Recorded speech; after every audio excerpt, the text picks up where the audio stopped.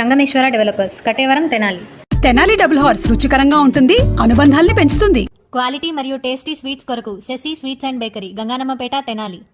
మగువలు మెచ్చిన mart, Natraj jewellery mart. పారిశుధ్య విషయంలో అంతా బాగుంది, కానీ ఆ ఒక్క విషయంలోనే మరిన్ని జాగ్రత్తలు పాటించాల్సిన అవసరం ఉందని నంద్యాల పట్టణ ప్రజలు అంటున్నారు. ఇంతకీ ఏ విషయం అనుకుంటున్నారా? వివరాల్లోకి వెళితే నంద్యాల పురపాలక సంఘం పారిశుధ్య విషయంలో బేషగ్గా ఉంది అని చెప్పడం కంటే కూడా కొన్ని ఇతర మున్సిపాలిటీతో పోలిస్తే మెరుగ్గా ఉందంటున్నారు స్థానికులు.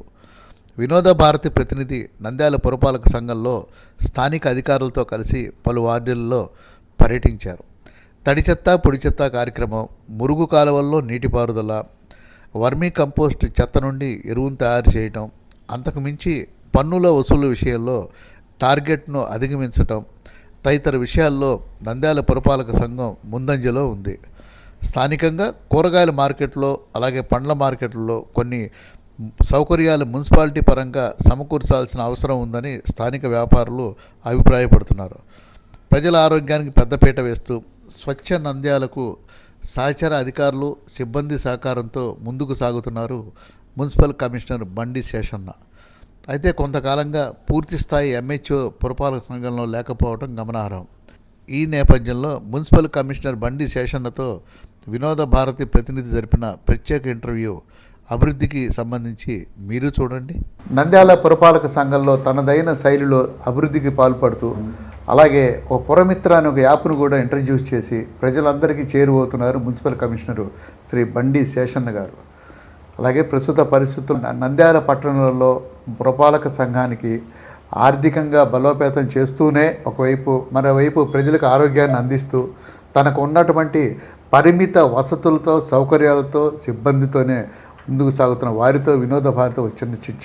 నమస్కారం అండి. నమస్కారం అండి.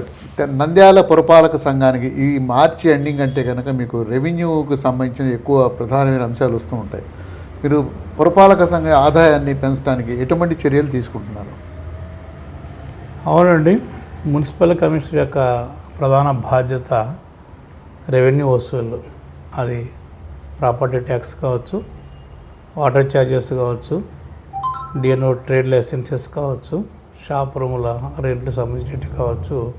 ఇలాంటివన్నీ కూడా మార్చి 31 లోపలే కలెక్షన్ చేయాలి. దీన్ని మాత్రమే పరిగణలోకి తీసుకుంటారు. అదే మేము ప్రతి ఏడాది కూడా దానికి సంబంధించి జనవరిగా వచ్చిందంటే ఇంకా సపరేట్గా ఒక స్పెషల్ డ్రైవ్ ఒకటి యాక్షన్ ప్లాన్ పెడతాం. డిపార్ట్మెంట్లో ఉన్నటువంటి అన్ని వింగుల్లో ఉన్నటువంటి ఆల్ ఆఫీసర్స్ని కావచ్చు, స్టాఫ్ను కావచ్చు, టీములు వేస్తాం. టీములు వేసి అవి వార్డు వైజ్గా ఉంటాయి, జోన్ వైజ్గా ఉంటాయి. ఆ ప్రకారంగా టార్గెట్స్ మనం ఫిక్స్ చేస్తాం. గత సంవత్సరం కంటే ఈ సంవత్సరం ఎంత అధిక పర్సంటేజ్ ట్యాక్స్ రూపంలో వసూలు చేయగలని భావిస్తున్నారు సుమారుగా? ఈ విషయంలో గత సంవత్సరము మార్చి 31 నాటికి ఎంత అయితే కలెక్షన్ అయిందో అంత మందం ఫిబ్రవరి నాటికే దాటేసాం దాన్ని మనం. కంగ్రాట్స్. మార్చిలో వచ్చేదంతా కూడా ఇంకా అడిషనల్, అంటే లాస్ట్ మంత్ వచ్చేంత కూడా అదనంగా వస్తుంది. రంజాన్ మాసం ఇది. మన చట్టపు మున్సిపాలిటీ పరంగా మరి రంజాన్కి సంబంధించి తీసుకుంటున్నటువంటి ప్రత్యేక జాగ్రత్తలు, ఏర్పాట్లు, అలాగే ముస్లిం సోదరులందరికీ కూడా మరి ఎటువంటి సౌకర్యాలు కల్పిస్తున్నారు? ఈ రంజాన్ మాసానికి సంబంధించి ప్రేయర్స్ బాగా చేస్తుంటారు వారు. నంద్యాల పట్టణంలో చిన్న పెద్ద అన్ని మసీదులు కలిపితే కనుక 98 ఉన్నాయి. టౌన్లో 98 ఉన్నాయి. ఈ 98 లొకేషన్స్లో కూడా మా శానిటరీ ఇన్స్పెక్టర్స్కు స్పష్టమైనటువంటి ఆదేశాలు ఇచ్చారు. గమనించండి, మసీదుల దగ్గర చక్కటి శానిటేషన్ అందించాలి. శుక్రవారం పర్టికులర్గా అన్ని ఏరియాలలో శానిటేషన్ బాగుండాలి.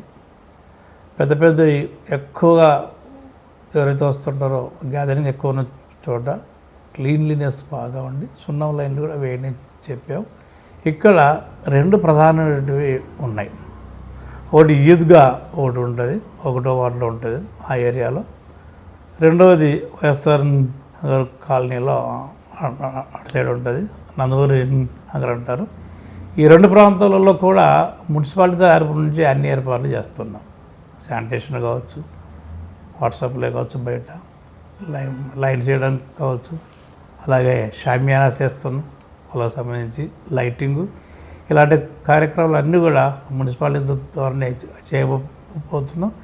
వీటికి సంబంధించి గౌరవ న్యాయశాఖ మంత్రుల వారు కూడా చేయండి అనేసి సూచన ఇచ్చారు మాకు. అందులో భాగంగానే మేము అన్ని ఏర్పాట్లు చేయడానికి సిద్ధంగా ఉన్నాం. పురపాలక సంఘం నంద్యాల పట్టణం పరిశీలిస్తే కనుక శానిటేషన్ అనేది సంతృప్తికరంగానే ఉంది. అయితే తాజాగా దోమల బెడద బాగా పెరిగిందని చెప్పి పలు చోట్ల కూడా అనేక మంది మీకు కంప్లైంట్, పురమిత్ర ద్వారా కూడా కంప్లైంట్ చేస్తున్నారు తెలిసింది. మరి దానికి ఎటువంటి చర్యలు మీరు తీసుకోబోతున్నారు? ఇది వాస్తవమేనండి. దోమలు అనేటువంటి విషయం, పెరిగినటువంటి విషయం వాస్తవమే. ఎందుకంటే నంద్యాల బేసికల్గా అగ్రికల్చర్ టౌన్లో ప్రధానంగా 3 వాగులు పోతాయి. కుందూరి ఒకటి ఉంటుంది, చామకాలు ఒకటి ఉంటుంది, మద్దిలేరు ఒకటి ఉంటుంది. అదే కాకుండా ఈ ప్రాంతంలో ప్యాడీ అంతా బాగా వేస్తారు. రోజు ఒక 2-3 వార్డులు చొప్పున స్ప్రేయింగ్ యాక్టివిటీ కావాలని చెప్పేసి, అలాగే రాత్రిపూట అయితే ఫాగింగ్ యాక్టివిటీ చేయాల్సి కూడా చెప్పాం. కంప్లైంట్ అయితే వస్తున్నాయి. సో దానికి అనుగుణంగానే ఇంకా కూడా వేగవంతం అవుతాయి. రేపటి నుంచి ఈ కార్యక్రమాలు చురుగ్గా జరుగుతాయి. ఇంకా శానిటేషన్ పరంగా సఫిషియెంట్ స్టాఫ్ ఉన్నారా, లేదా కొరత ఏమన్నా ఉందా అన్ని వార్డులకు సంబంధించి? ఉంటే ఎలా ఫుల్ఫిల్ చేస్తున్నారు? ఈ విషయంలో కొరత అనేటువంటి విషయం కాదు, కానీ కొరత అనేటువంటి విషయం అందరికీ ఉంది. ఆల్ డిపార్ట్మెంట్స్ అన్ని ఏరియాలో ఉంటుంది. అయినప్పటికీ వాటికి సంబంధించి అధిగమించడానికి కొంత స్పెషల్ డ్రైవ్ పెట్టుకున్నాం. అదేవిధంగా గౌరవ న్యాయశాఖ మంత్రుల వారు కావచ్చు, లోకల్ ఉన్నటువంటి చైర్పర్సన్, సో వీళ్ళందరూ కూడా కావచ్చు శాంక్షన్ ఇచ్చారు మాకు. అడిషనల్గా ఒక 60 మంది వర్కర్స్ పెట్టుకొని ఈ 2-3 నెలల పాటు ఉంచుకొని శానిటేషన్ కార్యక్రమాలు బాగా చేసి ఇచ్చారు. సో ఆ సమస్యను ఆ విధంగా మేము అధిగమించబోతున్నాం. వేసవిని దృష్టిలో పెట్టుకొని మరి త్రాగునీటి సౌకర్యం అనేది మనకి నంద్యాల ప్రజలకు ఏ విధంగా ఉంది? ఎద్దడి ఉందా, లేదా మన పురపాలక సంఘ పరంగా మన సరఫరా అనేది సఫిషియెంట్గా ఉందా? ఈ విషయంలో గతంలో ఇలాంటి సమస్య ఉన్నది, కానీ ప్రస్తుతం అలాంటి సమస్య లేదు. ఎందుకంటే వెలుగోడు రిజర్వాయర్ నుంచి పైప్ లైన్ ద్వారా మనం డైలీ వాటర్ డ్రాయల్ అవుతూ ఉంది. కాబట్టి ఈ సంవత్సరం నీటి ఎద్దడినటువంటి సమస్య ఉత్పన్నం అవ్వకుండా అన్ని చర్యలు టైమ్లీ తీసుకుంటున్నాం. సో అలాంటి సమస్య అయితే ఇంకేమీ రాదు. అదేవిధంగా చలివేంద్రాలకు కూడా కొన్ని ఏర్పాటు చేయబోతున్నాం. ఎక్కడైతే డిమాండ్ ఉందో, రిక్వైర్మెంట్ ఉందో, నీడి ఉందో అలాంటి ఏరియాల్లో చలివేంద్రాలు కూడా మేము అట్ ఎర్లియస్ట్ ఉగాది పోయినాక ఏర్పాటు చేయాలంటే ఆలోచన కూడా ఉన్నాం. ప్రజలందరికీ కూడా మా యొక్క విజ్ఞప్తి ఏంటంటే, ఇందులో భాగంగానే స్వచ్ఛ సర్వేక్షణ 25-26 ఉన్నటువంటి కార్యక్రమం జరగబోతుంది. షార్ట్లీ ఢిల్లీ నుంచి కూడా టీం రాబోతుంది.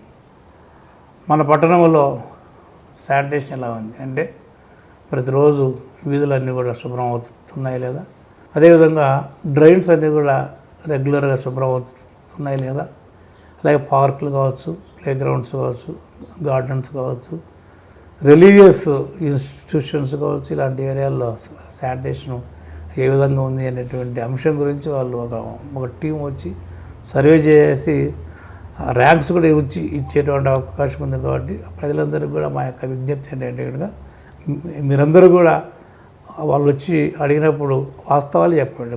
మన ఊరు భారతదేశంలోనే చక్కటి ర్యాంక్ సాధించడానికి అవకాశం ఉంది. కాబట్టి ప్రజలందరికీ మరొకసారి విజ్ఞప్తి ఏంటంటే, స్వచ్ఛ సర్వేక్షణ 25-26 కార్యక్రమంలో మీ యొక్క ఇంటర్వెన్షన్ ఇన్వాల్వ్మెంటు ఎంతో అవసరం ఉంటుంది. కాబట్టి మీరు కూడా ఇందులోకి రావాల్సి ప్రతి ఒక్కరిని కూడా ఆహ్వానిస్తున్నాం. నంద్యాల మున్సిపల్ కమిషనర్ గారు కలిసికట్టుగా నడుద్దాం, నంద్యాల పురపాలక సంఘాన్ని అభివృద్ధి చేద్దాం, స్వచ్ఛ సర్వేక్షణలో మంచి ర్యాంకు సాధిద్దాం, రాష్ట్రంలోని ఆదర్శంగా మనం నంద్యాల మున్సిపాలిటీ నిలుపుదామని ప్రజలందరికీ పిలుపు ఇస్తున్నారు.